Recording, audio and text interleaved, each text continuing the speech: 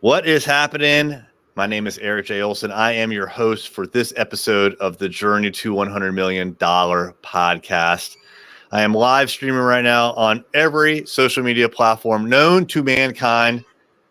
But what I'm doing at this point is we had another new person join the team. And like always, I like to bring new members of the team onto this podcast and then a live broadcast at the same time to kind of introduce them to the world, let you know what we're doing. The point of our podcast journey to $100 million is to share all the ups and downs of growing this agency from nothing to $100 million by the time the clock turns 2030. And it may seem like a long ways away, but not to me. Like, I know it's right around the corner. We have a lot of work to do, and we need really good people, which is why we hired Rebekah Finol. Hey, Rebekah. Hi, Eric. How are you? I'm doing great. Thank you for making the time to join me. I know you have a busy schedule. Can you tell everybody what it is that you're doing here at Array Digital? Absolutely. So I am the account manager here at Array Digital, and I think I have my hands in just about everything that goes on. And I've only been here about 2 weeks, I think, maybe just over 2 weeks, but I am loving it so far. I am working with all of our different teams, our advertising team, our SEO team, our web design team, and got my hands in all of those projects that they're doing for all of our different clients. And I'm kind of the point person, the go-to person that makes sure everything gets done. So, yeah. Are we keeping you busy? Is there enough work here for you? I'd say there's enough work. I'm definitely busy, but it's work that I enjoy. So. Oh, cool. So Rebekah is our newest account manager. Kayla used to do your role, and then she really wanted to get into content strategy. And we had an opportunity to kind of move things around and get her into a different position. But yeah, now Rebekah is going to be our account manager and contacting all of our clients on a regular basis. You know, for me, this was one of those positions that I knew a long time ago that we needed to fill. And again, Kayla was the first. You're now the second one in this position. And it won't be long before we have many account managers, but it's incredibly important to keep the lines of communication open with clients. And so that's why we needed this position. Now, Rebekah, we've got 60 some clients. How do you handle all that communication? Because you've got not only the clients, but then you've got to talk to everybody internally about what the client just told you and vice versa. How do you juggle all that? I think it's mostly about prioritizing first and foremost, making sure, I have lists of what I need to do for the day, of who I need to get in contact with. And so that's, really the first step, the prioritizing which clients need to be spoken to first. Another thing that I'm doing that I've talked a little bit with, I think I mentioned it to you, but I know I've talked a lot with Gary about it, is I have this vision of creating like not necessarily a spreadsheet, but something where every client lives, and it has just a map of how often are we contacting them? How often are we meeting with them? Who is their sales, or all these different things that we can see at a glance, to really make sure that we are getting in contact with these clients on a regular basis and they're hearing from us all the time. Because like you said, with 60 plus clients, it's a lot, and it's a lot to keep track of. So that's one of the things that I'm doing my best to implement in this, walking into this new role. So yeah. There is a lot, and you're right. And I have a similar vision when it comes to organizing our clients, and it starts way in the beginning for me because I'm involved in sales. And I know that the moment that a contract is signed, there's just a whole bunch of stuff that needs to be done, and it all funnels into operations and what you're doing. But I would love some system where one day, and it's electronically signed, and then the computer just takes over and it creates all the tasking based on what check boxes are checked, and everybody gets their tasks, and then there's all sorts of follow-ups, and just to organize all of that. And we have systems now, but it has to be kind of glued together in a lot of cases with things like Google Sheets, or for other people that don't use Google, like Excel. Unfortunately, that's where we're at right now. I'm sure you've looked at our client matrix sheet and you're like, wow, there's a lot of information here. I spent a lot of time in the client matrix, but yeah, that sounds like a dream. I would love something like that. And that's something that we're going to be working toward.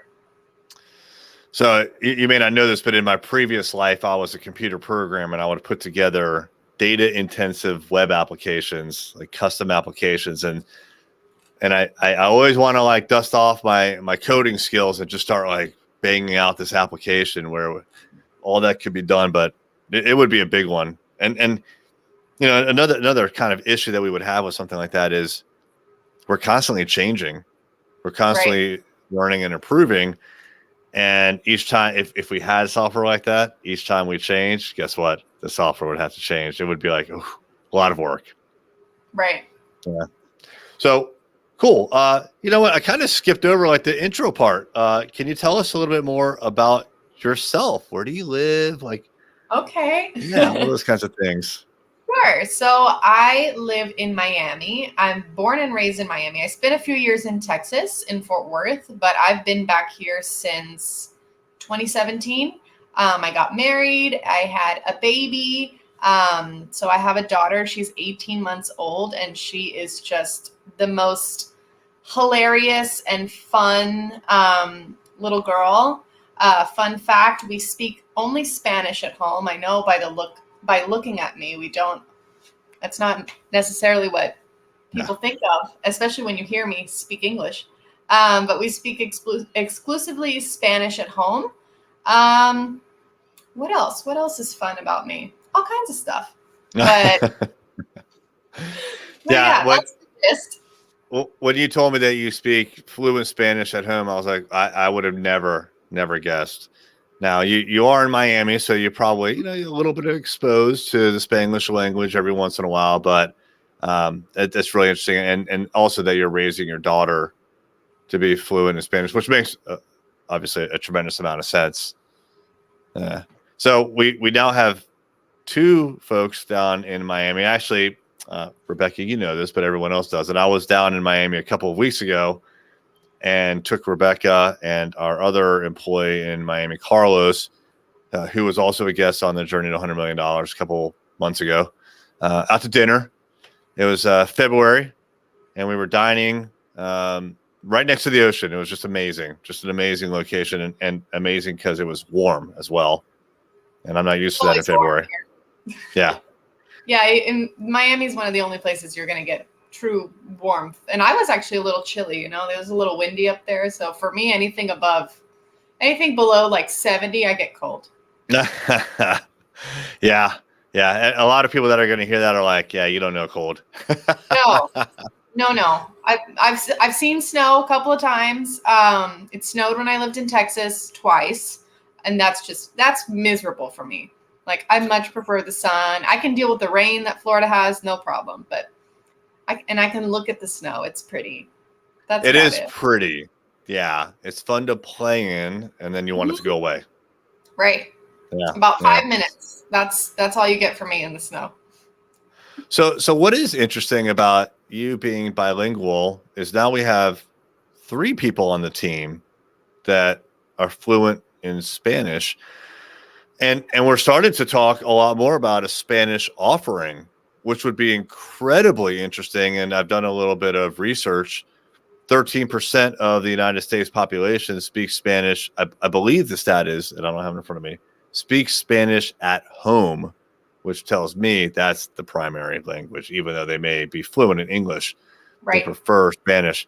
That's a lot. We have 300 some million people, so roughly 50 million Americans, if my math is right, I think it is, are primarily Spanish speakers. That's a big population. Have you ever worked in a Spanish primary business? Yes. Or one that offered Spanish? Yes, twice. I worked at a church, a Spanish church called Casa. I actually still am a member of that church. And all of my business was done in Spanish. So a lot of it was translating. So for example, the people that I was working for spoke primarily Spanish, and if a task needed to get done, like a bank transfer or something like that, I would step in and make sure that we could get that done in English. So that was one of them. And I also worked with a travel agency, and a lot of my clients were Spanish speakers because the owners of that agency were Spanish speakers. Really interesting.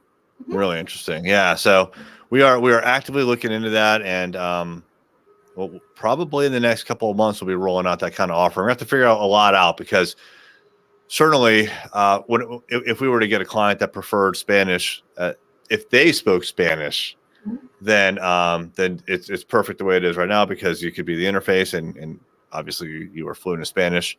Absolutely. But I would imagine that we'd start off with English speaking businesses that want to attract Spanish speakers to their offering. That seems kind of like the low hanging fruit. Otherwise, I have to learn Espanol much better, so that I can sell it. Absolutely. If not, I can step in.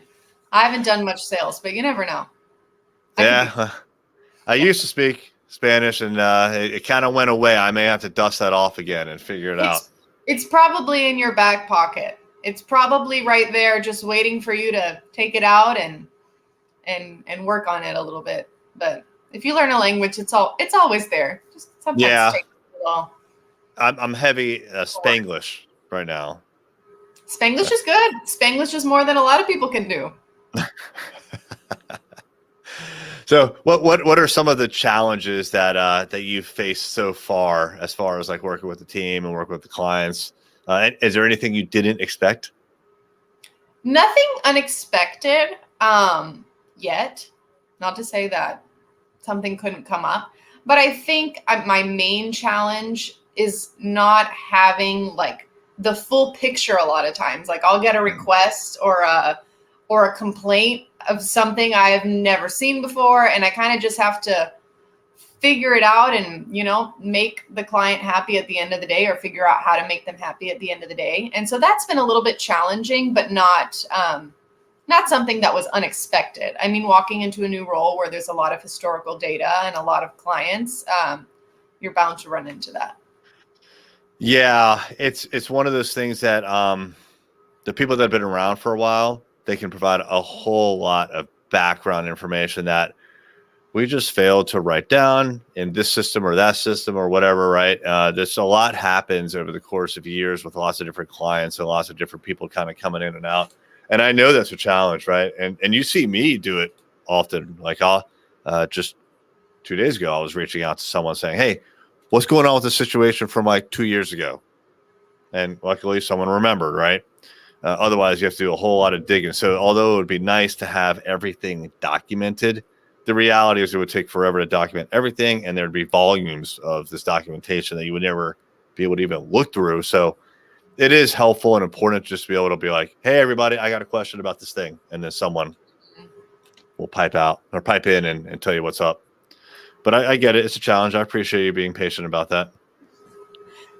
All comes with the territory. All right. So your vision for the future, we're talking about some sort of a software system.